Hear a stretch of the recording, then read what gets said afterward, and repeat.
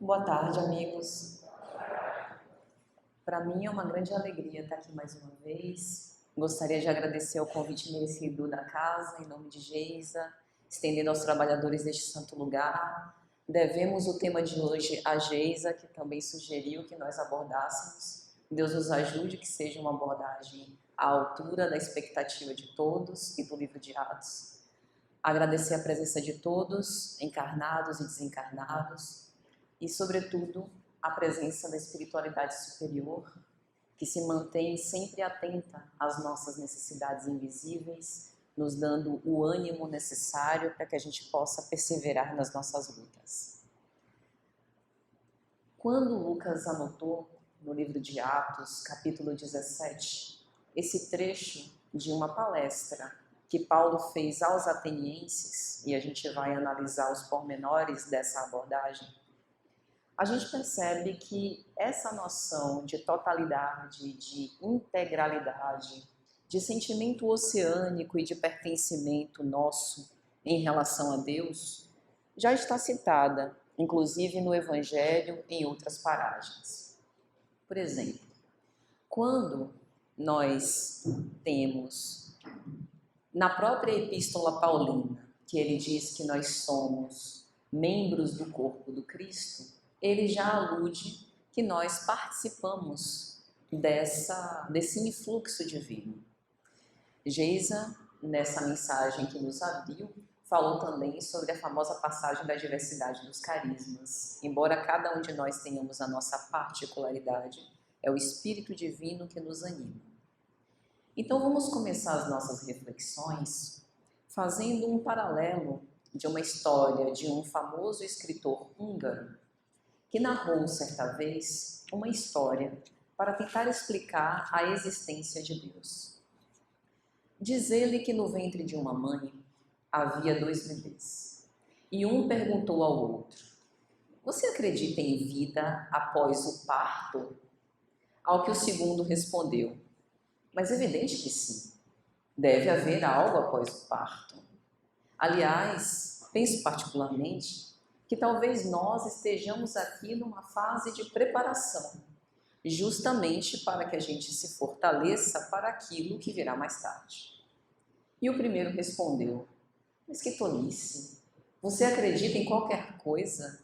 Que tipo de vida haveria após o parto?" Ao que o segundo respondeu: "Eu não sei. Eu sinto. Imagino que haverá talvez mais do que aqui. Que talvez a gente possa andar com as nossas próprias pernas, que talvez a gente possa comer com a nossa própria boca e que a gente venha a descobrir uma série de sentidos e habilidades que ainda não conseguimos desenvolver e que ainda não temos também condição de entender." E o primeiro retrucou: "Eu sou absolutamente cético. Isso não tem a menor lógica. O cordão umbilical que nos provê, é dele que vem a nossa nutrição e tudo daquilo de que necessitamos. Qual a utilidade de qualquer vida fora daqui? E como o cordão umbilical é muito curto, a vida após o parto, ao meu ver, está fora de cogitação." E o segundo insistiu: "Deve ser espírita, né?"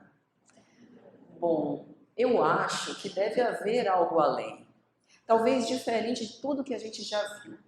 Imagino que chegará um dia, inclusive, quando nós não precisaremos mais do cordão umbilical e que ele poderá ser até cortado." O primeiro se assustou. "Mas se assim fosse, porque ninguém nunca voltou de lá para nos contar sobre essa realidade externa?" E o segundo, confiante e perseverante: "Eu não sei, mas certamente nós encontraremos alguém que nos contará tudo. A mamãe." "Mamãe?" disse o primeiro. "Mamãe não existe. Você realmente acredita nisso? Nós estamos aqui sozinhos. Nós fomos esquecidos nesse lugar escuro e úmido. Se mamãe existisse, onde ela estaria agora?" E o segundo disse: "Nela estamos e nela nos movemos. Ela está ao nosso redor. De alguma forma, nós estamos conectados a ela. Nós somos a sua geração. a sua criação. É nela que vivemos, é nela que existimos. Sem ela, este mundo não haveria e não poderia existir. E o primeiro, então, responde: mas qual a prova da existência de mamãe? Se eu não posso vê-la, é lógico que ela não existe. E o segundo respondeu: às vezes, quando você está em silêncio, se você se concentrar em si mesmo, e se você tiver uma vontade suficientemente firme e quiser ouvir, você o poderá. E poderá também perceber a presença dela e ouvir a sua voz amorosa. Este é o resumo da existência de Deus, da prova da existência de Deus e da interpretação do que disse Paulo. Além dos nossos sentidos materiais, Deus é sentido, sabido, como se fosse uma vaga intuição interna de que há um Pai que nos criou, que nos gerou à sua imagem e semelhança, que nos concedeu a vida, uma vida imortal, ou seja, que não terá fim. Se nós buscarmos formas de nos contrapor a essa realidade, encontraremos diversos teóricos, inclusive filósofos, com uma série de justificativas muito racionais para defender a não existência de Deus. Se nós, por outro lado, também buscarmos evidências que nos levem a constatar esse sentido íntimo que cada um de nós já temos, de que Deus existe, de que nele estamos e de que nele nos movemos, também encontraremos. A percepção dos bebês foi uma percepção individual, como também é individual a nossa percepção. Mas há alguns obstáculos que nos impedem de ter esse sentimento profundo manifestado no nosso íntimo, por vezes engolfados pela nossa presunção, pela nossa materialidade, pela sensação extrema que nós temos de segurança. Nos atemos apenas àquilo que os nossos órgãos sensoriais podem manifestar, sendo que, na verdade, eles podem nos iludir completamente. E assim nos afastamos dos sentimentos profundos de intuição que podem, visto que ainda nos escapa um sentido para compreender a natureza íntima de Deus, sentir Deus antes que, de uma forma cognitiva, nós possamos assimilá-lo. Por vezes, o nosso orgulho, a nossa vaidade, quando Deus contraria os nossos propósitos, quando Ele não satisfaz os nossos caprichos, também se figuram como grandes impeditivos para que a gente se aproxime cada vez mais do Pai Celestial. Santa Teresa d'Ávila tem uma obra excepcional, As Moradas do Castelo Interior, em que ela vai dizer que Deus habita o núcleo mais essencial desse castelo, que talvez Carl Gustav Jung diria que se concatena, se coincide com o próprio self, ou seja, Deus está dentro, mas Deus também está fora. Não há nada fora de Deus. Só que as situações e as experiências da nossa vida, por vezes, nos propõem, através dos diversos testemunhos, das diversas provas, nos colocar diante dessa indagação e, de alguma sorte, reforçar ou a intuição imanente ou as perspectivas pelos órgãos sensoriais que nós conseguimos manifestar e detectar. Então vamos passar agora para o trecho de Paulo. Atos capítulo 17, versículo 28. Lucas anota o seguinte trecho: em Deus vivemos, em Deus nos movemos e nele existimos. Quando Paulo elabora esse discurso, ele estava se direcionando aos atenienses. Era um sonho antigo de Paulo ir a Atenas, porque ele admirava a sabedoria do povo ateniense e viveu, cresceu de acordo com a cultura helênica, assim foi ensinado. Então, mesmo antes da sua conversão, quando ainda era Saulo de Tarso, orgulhoso doutor da lei, uma das suas ambições era dobrar os joelhos de Atenas à lei de Moisés. Após a conversão, ele não apenas mantinha esse propósito, como também estendia até o Evangelho de Jesus. Mas como ele poderia, em meio à ágora, à praça pública, ou ao Areópago, que foi onde ele fez exatamente o discurso, falar para os atenienses sem ser imediatamente rechaçado. Ele pensou, numa estratégia de oratória, eu vou usar citações pagãs, ou seja, não cristãs, dos próprios poetas gregos, a fim de inserir o conceito de Deus para que eu possa evangelizar os gentios. E assim ele fez.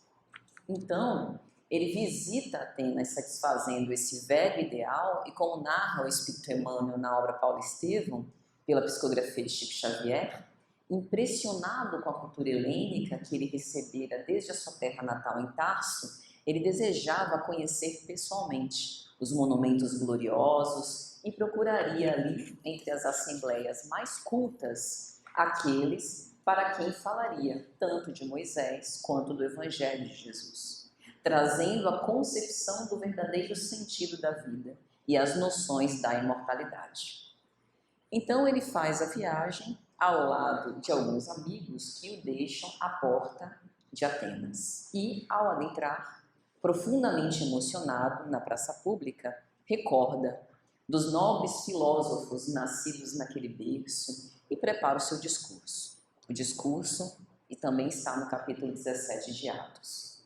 Senhores atenienses, em tudo vos vejo acentuadamente religiosos, porque passando e observando os objetos do vosso culto, encontrei também um altar no qual está inscrito ao Deus desconhecido.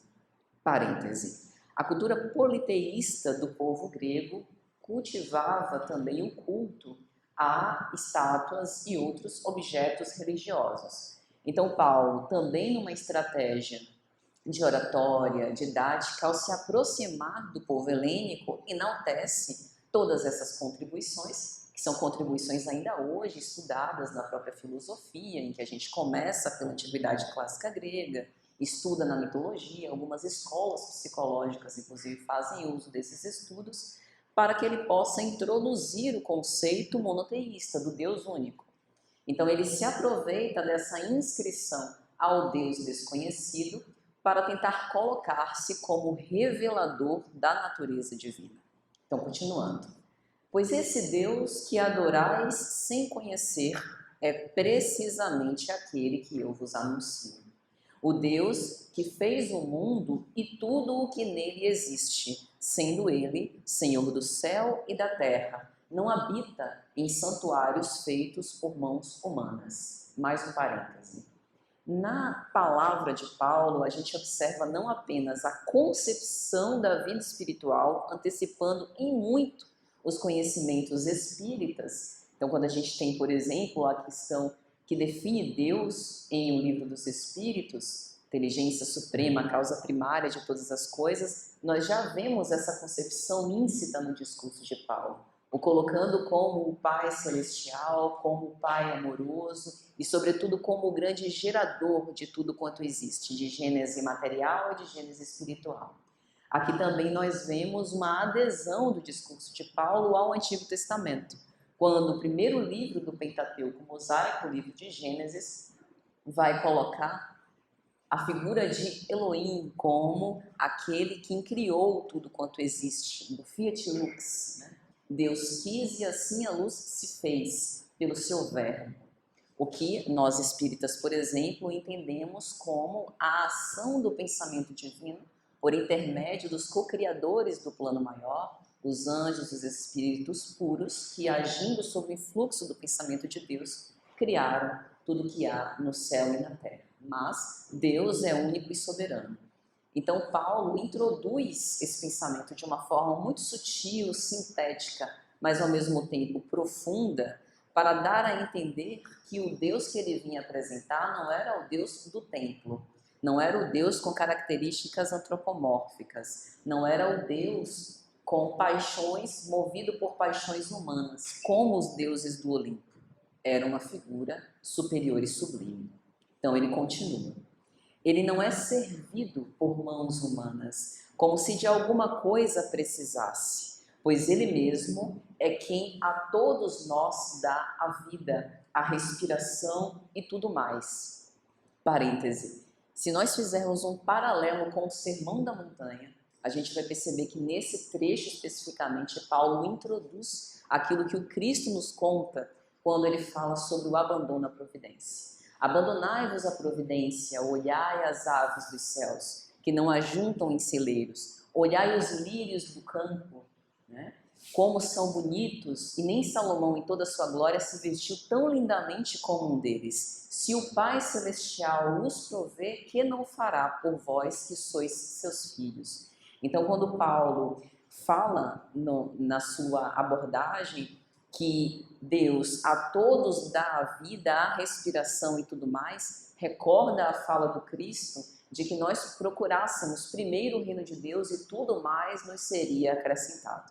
Veja o quanto Paulo é arguto e sutil ao mesmo tempo para dar as bases do seu ensino para um público extremamente culto. E ele finaliza dizendo: de uma só vez, Deus fez toda a raça humana para habitar sobre a face da terra, havendo fixado os tempos previamente estabelecidos e os limites da sua habitação, para buscarem a Deus, se porventura tateando o possam achar, bem que ele não está longe de cada um de nós, pois nele vivemos e nos movemos e existimos, como alguns dos vossos poetas têm dito, porque dele também somos geração, ou seja, porque dele nós fomos criados, porque nós somos a sua criação. Então Paulo desconstrói a figura dos deuses com características humanas, elegendo a figura do Pai Celestial como essa suprema potência, essa suprema natureza, essa suprema inteligência que nos dá a vida e que através dele nós podemos ser representantes também da nossa inteligência, também da nossa imortalidade e também desse amor divino. Ao mesmo tempo que ele aproxima essa ideia, porque havia um grande distanciamento dos gregos em relação aos deuses. Os deuses eram cultuados, eram figuras colocadas em altares, tinham poderes sobre-humanos, não obstante as paixões e imperfeições humanas. Então, ao dizer que em Deus nós vivemos, em Deus existimos e que Ele está dentro e não propriamente em um templo, é como se Paulo começasse a colocar, a incutir a ideia de que Deus está mais próximo do que nós imaginamos, embora não consigamos percebê-lo pelos nossos órgãos externos. A verdade é que Paulo sabia que os atenienses desconheciam o Antigo Testamento e o Evangelho de Jesus. Então, para alcançar a plateia, ele faz uso dos seus próprios poetas, sendo que os poetas gregos faziam referência a Zeus, um dos deuses, mas talvez o mais importante, o deus dos céus, do raio e do trovão, a principal divindade da religiosidade grega, para contextualizar esses poemas relacionados a Zeus, a figura do Deus único. E aqui vamos citar dois desses poetas. Epimênides, no ano 600 a.C., que foi um poeta da ilha grega de Creta, que na sua obra Crética escreveu o seguinte: fizeram um túmulo para ti, Santo Altíssimo, cretenses, sempre mentirosos, bestas más, ventres ociosos, mas tu não estás morto, vives e permaneces para sempre, pois em ti vivemos, nos movemos e temos nosso ser. É deste poeta que Paulo tira essa inserção. Em Deus estamos, em Deus nos movemos. Veja que interessante. Para Epimênides, ele chama os cretenses de mentirosos, porque os cretenses, aqueles naturais da ilha de Creta, defendiam que Zeus seria mortal. E na opinião de Epimênides, ele já considerava a figura de Zeus como imortal. E essa ideia do Deus eterno é aproveitada por Paulo, colocado nesse poema, justamente para dar uma das características do Pai Celestial.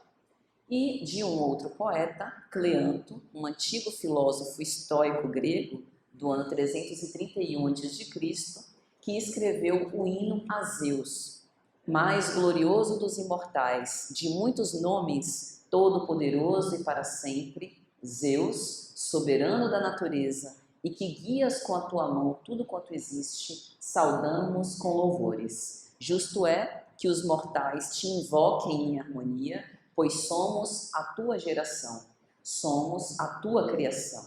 E nós somente de tudo quanto vive e se move sobre a terra, recebemos o dom da linguagem imitativa. Veja como isso é comprovado por o Livro dos Espíritos séculos depois. É impressionante. Esse poema do antigo filósofo estoico fala sobre os espíritos como seres inteligentes da criação. Os imortais vão explicar a Kardec. Kardec pergunta: de onde vem o princípio inteligente do espírito? Promana da inteligência divina. Nós, enquanto princípios inteligentes do universo, somos individualizações da inteligência divina, assim como os corpos são individualizações da matéria posta, né? Então, nesse poema, quando Cleanto vai falar que nós somos geração de Zeus, na verdade ele antecipa todas essas observações. Outra observação, de que sendo nós espíritos, os seres inteligentes da criação, não teremos um fim. Somos imortais. Tivemos uma gênese que não sabemos precisar exatamente a época, nem quais foram as nossas primeiras encarnações em que mundo, mas temos a certeza de que a nossa vida é inextinguível, ou seja, viveremos para sempre, estamos fadados ao progresso. Assim nos ensina a nossa amada doutrina espírita. E recebemos o dom da linguagem imitativa, como diz o poeta. O que o Espiritismo vai dizer? Entre os animais, porque nós, enquanto espíritos imortais encarnados, como dizem os imortais, o espírito não tem duas almas. O espírito tem duas naturezas enquanto encarnado. A natureza animal e a natureza espiritual.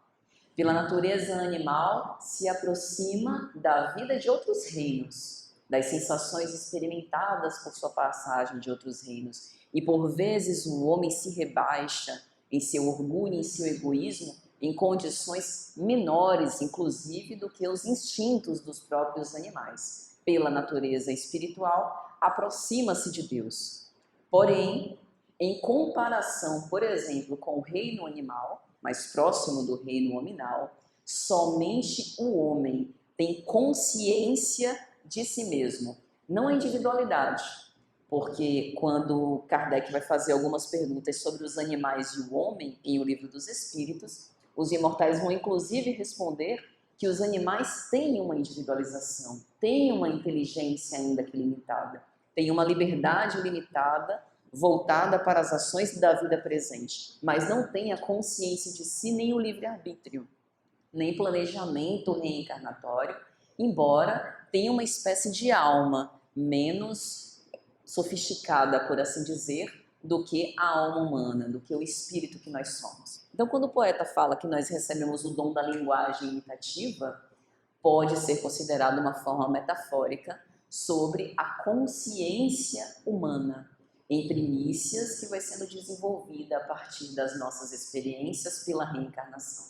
Então, a visão de Paulo, ao nosso ver, de colher desses poetas esses versículos, foi extremamente arguta, porque ele bebe na fonte conhecida pelo seu público, como se fosse um explicador dos fundamentos mais profundos que estão escritos nesses poemas. Então, Paulo usa algumas dessas citações para dizer: nada existe fora de Deus. Só Deus é absoluto e supremo. Nele nós vivemos porque Ele é a fonte de nossa vida.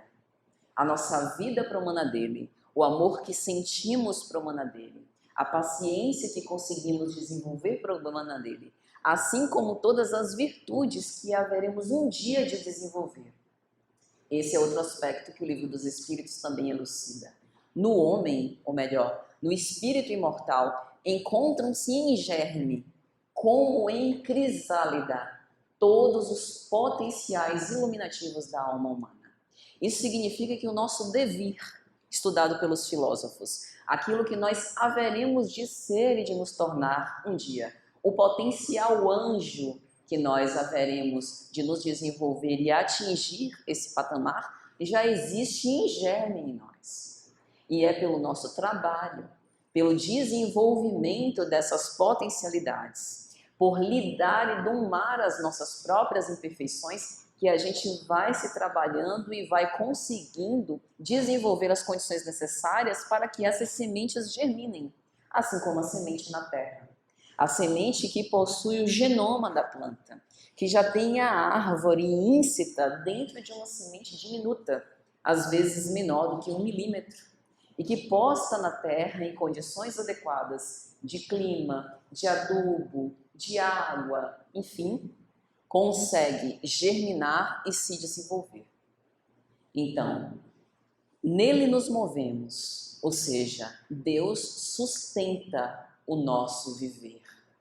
É como se nós respirássemos o clima psíquico divino.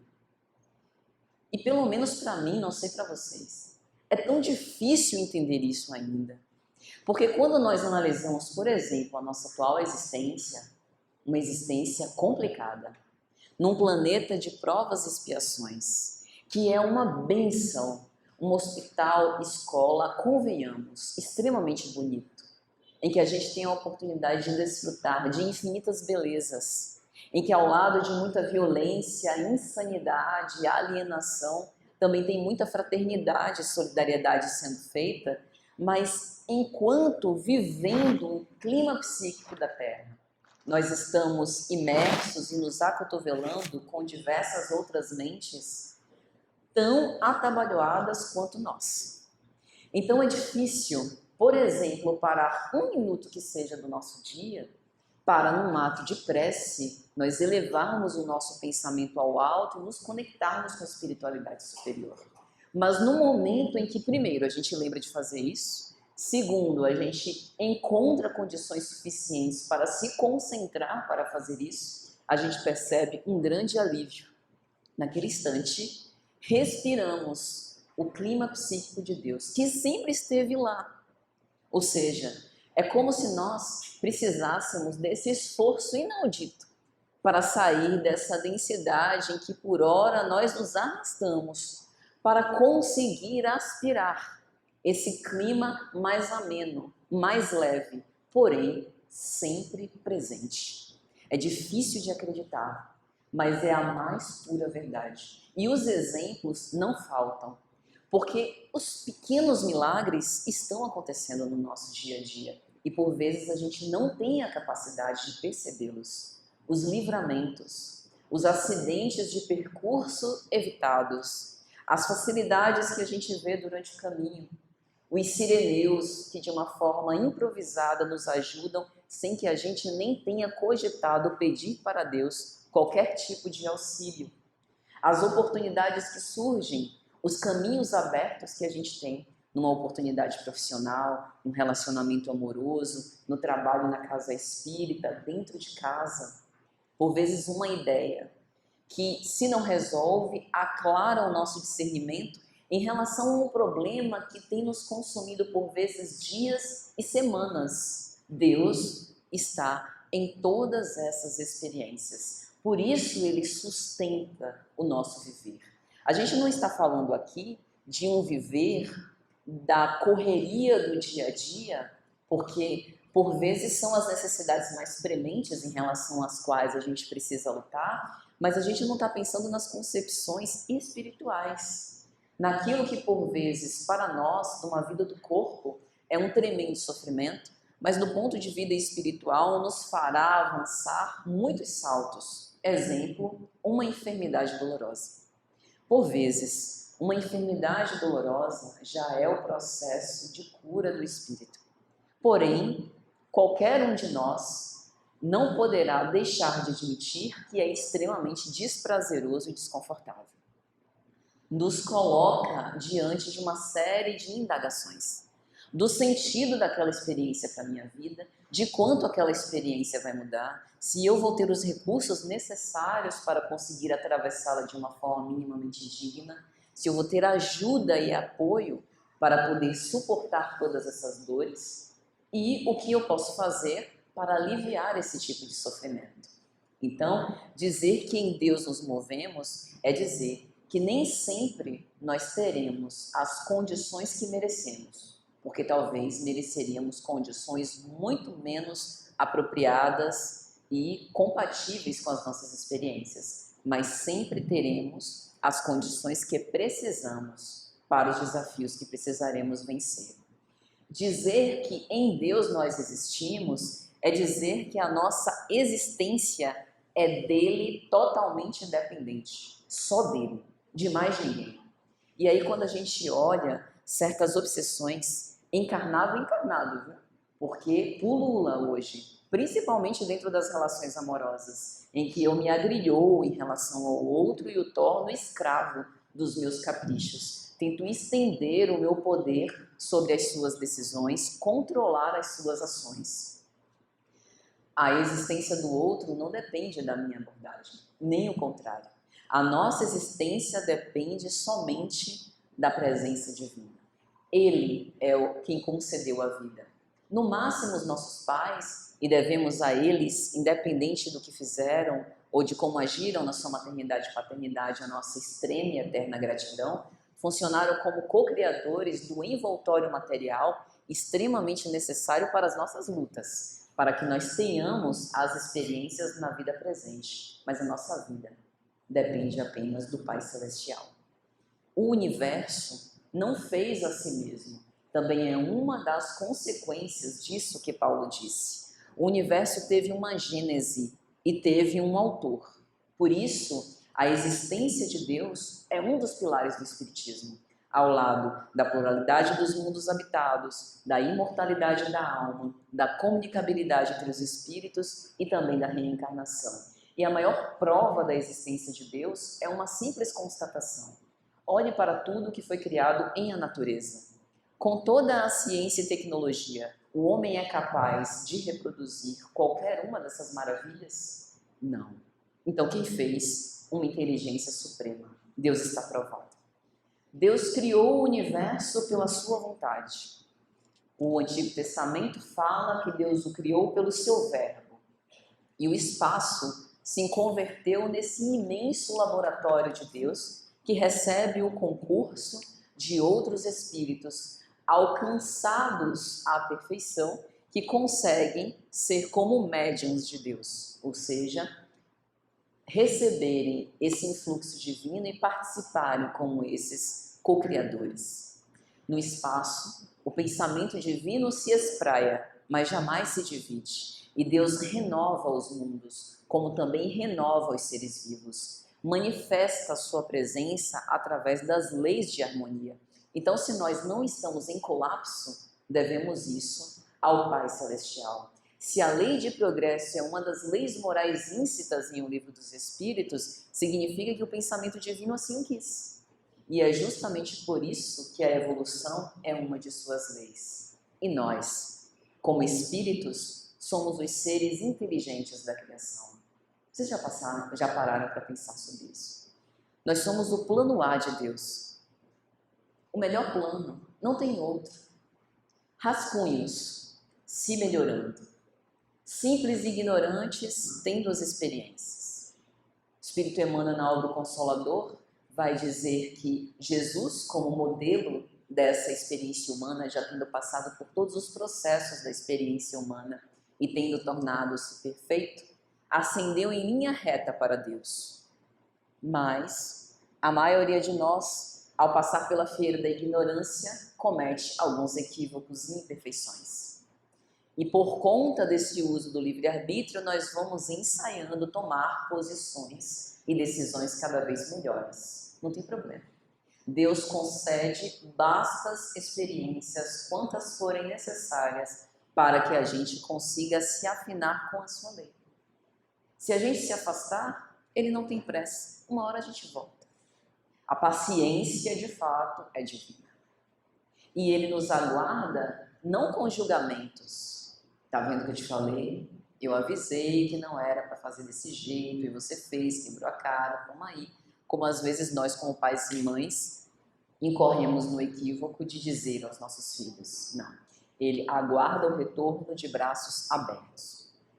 Tendo sido criados à imagem e semelhança divina, nós fomos feitos pelo amor para amar. Então, se queremos saber o nosso propósito, a nossa missão de vida, qual o sentido e o significado da minha existência para que eu me sinta preenchida na vida, simples, pergunte ao amor. Como eu tenho lidado? Como eu tenho lidado comigo primeiro?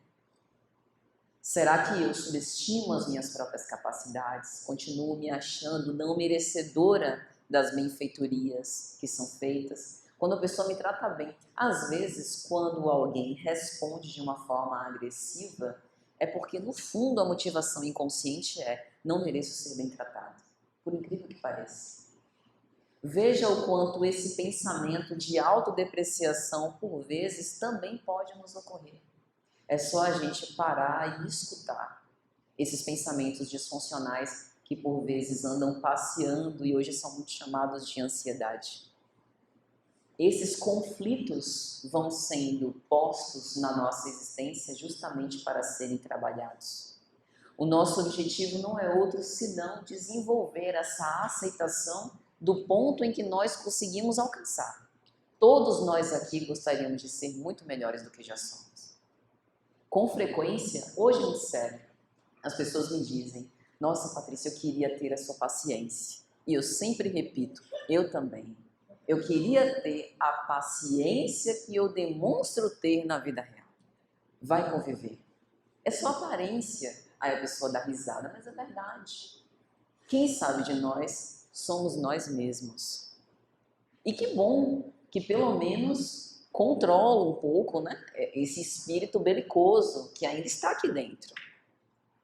Mas a grande questão é que, ao nos reconhecer com realidade, sem autodepreciação, nós temos melhor condição de nos tornarmos melhores. Não só para nós, mas também para os outros. De uma forma mais sincera, de uma forma mais honesta e mais receptivo aos recursos que dispomos para nos tornarmos melhores seres humanos. Então, meus amigos, a nossa inteligência, tendo promanado da inteligência universal, o nosso amor também é provido pelo manancial divino. Ou seja, amor não falta. Às vezes o que falta é boa vontade de amar, porque amar é decisão. Se eu for esperar para amar, quando eu sentir as borboletas no estômago, a flechada do cupido, o friozinho na barriga, não vai ter amor sobre a terra. É para amar do jeito que dá, começa pelo dever. Meu Deus, mas aquela pessoa não me suscita admiração. Começa a amar sem admirar. Porque a grande maioria de nós, quando mais precisa ser amado, é quando menos merece. Aqueles que são admiráveis, que têm uma vida de abnegação e devotamento, de auxílio aos seus semelhantes, que utilizam a sua inteligência para promover o bem da humanidade, são admiráveis e muito amados com justeza. E criticados também, evidentemente, né? Porque tem gente que não gosta do que é bom também. Mas a grande maioria de nós, nos estágios de mais profunda enfermidade, é quando mais precisamos daquele voto de confiança. O mesmo voto de confiança que o Pai Celestial tem em relação a nós. Já pararam para pensar nisso? Deus nos conhece em intimidade, vigia a sede do nosso coração e insiste em nos amar. E nós, por vezes, não nos amamos e nos abandonamos. Deus que nos conhece por trás de todas as defesas. Deus que por vezes não, né? Deus que sempre entende as motivações dos atos que nós não entendemos, dos desvios do nosso comportamento. Confia em nós. Como disse, nós somos os maiores investimentos da criação. Então, munidos dessa certeza que o Pai Celestial confia na nossa potência, Vamos transformar essa potência em ato, como diziam os filósofos, o que significa a reforma íntima. Praticar o Evangelho na maior das nossas possibilidades. Dói e é na base do esforço. Amar dói. Desenvolver-se é doloroso, mas é um esforço importantíssimo para o nosso processo evolutivo. Deus, sendo também infinito em suas perfeições, se manifesta pelas suas obras. Porque, como dizem os espíritos a Kardec, não existe um efeito sem causa. Jesus diz aos apóstolos, no capítulo 15 de João: se vós estiverdes em mim, e as minhas palavras estiverem em vós, pedireis tudo o que quiserdes, e vos será feito. Nisso é glorificado meu Pai, que deis muito fruto. O nosso objetivo é dar fruto. O que significa? Consolidar através das nossas obras. Grandes obras, nem sempre. Podem ser as pequenas obras da renúncia silenciosa entre quatro paredes, de calar os ouvidos em relação às ofensas desferidas num ato de impulsividade, de intempestividade do outro, de despreparo, de destempero. Pode ser os grandes sacrifícios também de uma vida inteira dedicada a amar e preparar uma criança para os desafios da vida adulta. Dar frutos. Frutos que mostrem a qualidade da nossa semente. Fomos feitos pelo amor para amar, então os frutos devem ter essa natureza. E Jesus diz: como o Pai me amou, também eu amei a vós. Permanecei no meu amor. Se guardarem os meus mandamentos, permanecereis no meu amor. Do mesmo modo que eu tenho guardado os mandamentos do meu Pai, permaneço no seu amor.